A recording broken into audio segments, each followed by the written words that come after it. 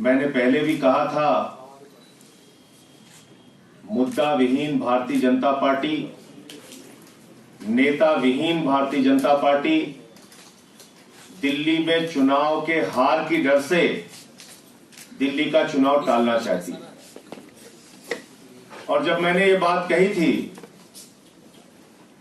तो ये पूछा जा रहा था कि इससे संबंधित क्या साक्ष्य है, क्या प्रमाण है। लेकिन लगातार उसके बाद की जो घटनाएं हो रही हैं दिल्ली में, उसकी ओर जरा ध्यान दीजिए। पहले 2 केंद्रीय मंत्रियों के जरिए भड़काऊ बयान दिलवाया जाता है, उसके बाद तमंचा कल्चर के लोग निकल के आते हैं, गोलियां चलाते हैं दिल्ली में, गोली बंदूक लहराते हैं, पुलिस मौन बनकर खड़ी रहती है, पुलिस कार्रवाई नहीं करती। और मैंने उस दिन भी कहा था, आज फिर दोहरा रहा हूं, पुलिस के हाथ किसी और ने नहीं, गृह मंत्री अमित शाह ने बांधे हैं, क्योंकि वो दिल्ली में चुनाव नहीं लड़ना चाहते, क्योंकि भाजपा के पास कोई मुद्दा नहीं है। बिजली पे बात नहीं कर सकते, पानी पे बात नहीं कर सकते, चिकित्सा शिक्षा पे बात नहीं कर सकते, बेरोजगारी पे बात नहीं कर सकते, दिल्ली कैसे बेहतर बनेगी इसके बारे में बात नहीं कर सकते।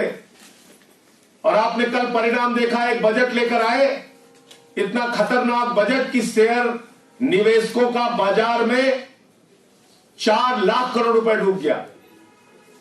11 वर्षों में सबसे ज्यादा सेंसेक्स 1000 अंक गिरा। इस पे बात नहीं चाहते।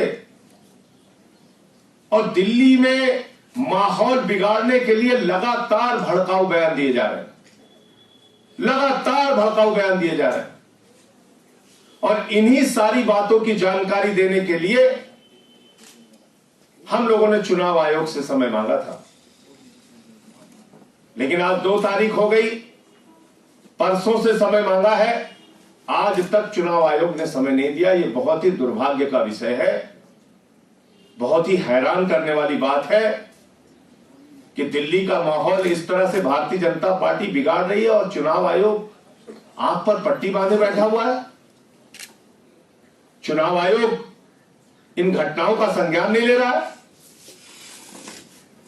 उत्तर प्रदेश से एक योगी मनोरोगी आए हैं, वो कल से क्या क्या भाषा बोल रहे हैं, क्या क्या बोले जा रहे हैं, उनके ऊपर कोई प्रतिबंध नहीं।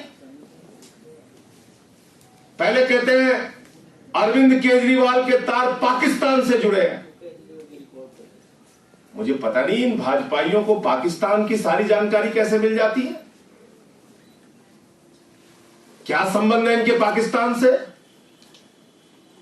अगर योगी की कही हुई बात सच है तो उसको गिरफ्तार करके पूछना चाहिए कि अरविंद केजरीवाल का पाकिस्तान के साथ क्या तार जुड़ा है, वरना ऐसी बकवास की बातें करना बंद करना चाहिए। दूसरा कह रहा है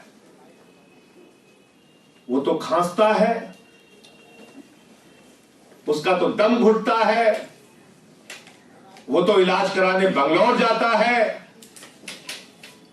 यानी अरविंद केजरीवाल की बीमारी का तुम मजाक उड़ा रहे हो। तुम कामना क्या करना चाहते हो, क्या तुम्हारे मन में है। उत्तर प्रदेश को तो योगी बाबा तुमने रोगी बना दिया।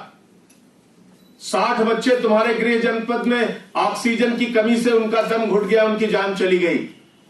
हजारों बच्चों की दिमागी बुखार में मौत हो गई। मिड डे मील में बच्चों को नमक रोटी खिलाते हो। टीवी के खबरें हैं, अखबारों में खबरें चली, सोनभद्र के अंदर तुम्हारे यहां मिड डे मील के अंदर 1 पैकेट दूध में 1 बाल्टी पानी डालकर मिड डे मील का दूध बच्चों को दूध दिया जा रहा है। सीतापुर की खबर है, हल्दी पानी बच्चों को दिया जा रहा है मिड डे मील में। और यहां आके बड़ी बड़ी बातें कर रहे हो, ये बताने को तैयार नहीं हो कि 7 रुपए यूनिट बिजली कैसे है उत्तर प्रदेश में। दिल्ली में तो 200 यूनिट बिजली फ्री है। ये बताने को तैयार नहीं हो कि बलात्कार के मामले के आरोपी चिन्मयानंद के चेले क्यों बने थे तुम, तुम्हारा क्या रिश्ता है उनके साथ। ये बताने को तैयार नहीं हो कि उत्तर प्रदेश की कानून व्यवस्था लगातार बद से बदतर क्यों हो रही है। बिजली, पानी, चिकित्सा, शिक्षा पे बात करने को तैयार नहीं। तुम्हारे पास कोई मुद्दा नहीं, इसलिए यहां पर आकर लोगों को भड़का रहे। और कल फिर एक खतरनाक बयान उन्होंने दिया, गोली और बोली का। ऐसे समय में जब यहां गोलियां चल रही हैं देश की राजधानी में, भारतीय जनता पार्टी का एक मुख्यमंत्री आके गोली और बोली की भाषा बोल रहा है, और इस सबके बीच चुनाव आयोग खामोश बैठा हुआ है। तो आज आप लोगों के माध्यम से मैं मांग करता हूं चुनाव आयोग से कि योगी आदित्यनाथ के प्रचार पर तत्काल प्रतिबंध लगाया जाए, इनके ऊपर भड़काऊ भाषण देने का मुकदमा लिखा जाए, एफआईआर दर्ज की जाए। और कल अगर 12 बजे तक चुनाव आयोग से समय नहीं मिलता, क्योंकि 3 दिन हो गया हम इतना इंतजार नहीं कर सकते, तो कल हम लोग फिर उसी तरह से जैसे पिछली बार जाकर बैठे तो बड़े मुश्किल से चुनाव आयोग ने मिलने का समय दिया हमारे राष्ट्रीय सचिव पंकज गुप्ता जी को, तो कल 12 बजे के बाद फिर से हम लोग जाकर चुनाव आयोग के दफ्तर पर बैठेंगे और चुनाव आयोग से मिलकर ये सारी जानकारियां देंगे। योगी के भाषण की सीडी इसमें लिखी हुई है, क्या क्या उन्होंने बोला है इस पत्र में, ये सारी बातें लिखी हुई हैं। ये सारी बातें इस पत्र में लिखी हुई हैं। अगर कल 12 बजे से पहले समय नहीं देता चुनाव आयोग तो जाकर वहीं बैठेंगे, क्योंकि ऐसे तो नहीं चल सकता कि दिल्ली में कोई बवाल करता रहे, हंगामा करता रहे, भड़काऊ भाषण देता रहे, चुनाव के आचार संहिता की धज्जियां उड़ाता रहे और चुनाव आयोग उस पर कुछ ना करे। ये तो नहीं चलेगा। ये तो लोकतांत्रिक संस्थाओं का, संवैधानिक संस्थाओं का खुलेआम दुरुपयोग है जो हम लोगों को देखने को मिल रहा है। आप लोगों के कोई प्रश्न? सर, बैन फॉर 72 आवर्स कितने दिन के लिए आप? नहीं, इनको तो प्रचार करने की ही छूट नहीं होनी चाहिए। योगी को दिल्ली के प्रचार पर प्रतिबंध लगाया जाए, उनके खिलाफ एफआईआर दर्ज की जाए, उनसे पूछताछ की जाए किस आधार पर उन्होंने ये बात कही कि केजरीवाल के तार पाकिस्तान से जुड़े हैं। किस आधार पर उन्होंने ये बात कही,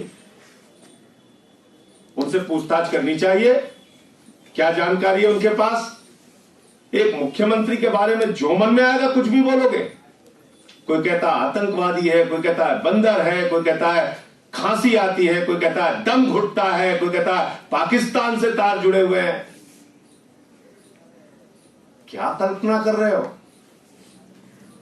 केजरीवाल को लेके क्यों इतनी नफरत तुम्हारे मन में भरी हुई है? क्या गुनाह है केजरीवाल का? ये कि वो बुजुर्गों की तीर्थ यात्रा करा रहे हैं, मासूम बच्चों के लिए अच्छे स्कूल बना रहे हैं, अस्पताल बना रहे हैं, ये गुनाह है। और पूरी की पूरी भारतीय जनता पार्टी, मध्य प्रदेश के पूर्व मुख्यमंत्री, महाराष्ट्र के पूर्व मुख्यमंत्री, हरियाणा के वर्तमान मुख्यमंत्री, उत्तर प्रदेश के वर्तमान मुख्यमंत्री, देश का गृह मंत्री, भाजपा के सुप्रीमो नड्डा जी, पूरी पार्टी एक ही भाषा, सारे केंद्रीय मंत्री एक ही भाषा। मैं आप लोगों को याद दिलाना चाहता हूं, ऐसी ही गलती इन लोगों ने पिछली बार की थी। 300 सांसदों की ड्यूटी लगाई थी, केंद्रीय मंत्री गली गली में जाके भाषण दे रहे थे और इसी प्रकार का एक भड़काऊ भाषण दिया गया था। रामजादे और आगे का शब्द तो मैं बोल भी नहीं सकता आपकी टीवी पे। एक केंद्रीय मंत्री ने उस शब्द का इस्तेमाल किया था। और आज उस चुनाव की तरह ही ऐसे ही भड़काऊ बयानों की पुनरावृत्ति हो रही है। उस समय भी परिणाम 67 के आए थे, इस बार भी दिल्ली की जनता 2015 का रिकॉर्ड खुद से 2020 में तोड़ेगी और 2015 से बड़ा समर्थन दिल्ली में आम आदमी पार्टी को देगी।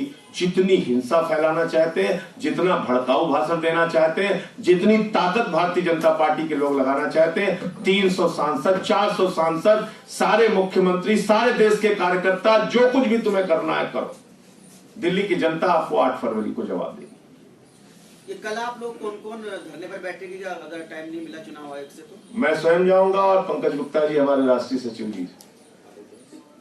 तो कांग्रेस ने आज मैनिफेस्टो अपना लॉन्च किया है, उसमें 300 यूनिट फ्री बिजली देने की बात कही है, साथ कई और अन्य घोषणाएं की हैं जिसमें पेंशन वगैरह और जो स्टूडेंट्स हैं उनके लिए भी मैनिफेस्टो में शामिल किया गया। देखिए, मैं इतना मुश्किल काम कांग्रेसियों के लिए नहीं देना चाहता हूं। 300 यूनिट की बात बहुत दूर है। 30 यूनिट बिजली 10 गुना कम, वो पंजाब में, मध्य प्रदेश में, छत्तीसगढ़ में, राजस्थान में, 4 राज्य में कम से कम दिखा दे करके। यहां बड़ी बड़ी बातें करने से काम नहीं चलेगा। उनके राज्यों में बिजली के दाम क्या हैं, सवाल ये उठता है। जहां पे तुम्हें शासन करने का मौका मिला वहां पर बिजली का दाम क्या है, स्कूल की हालत क्या है, अस्पताल की हालत क्या है, शिक्षा की हालत क्या है, चिकित्सा की हालत क्या है, ये तो आप बताओगे ना। यहां बड़बोलापन करने से तो काम चलेगा नहीं। 15 साल तुम्हारी सरकार रही है दिल्ली में, एक एक आदमी कांग्रेस की असलियत को जानता है। 1 यूनिट भी बिजली फ्री देना तो दूर, हर साल आपने बिजली के दाम बढ़ाए हैं। तो अब घोषणा पत्र में ऐसी बातें लिखने से कोई कांग्रेस की बातों पर यकीन करने वाला नहीं है।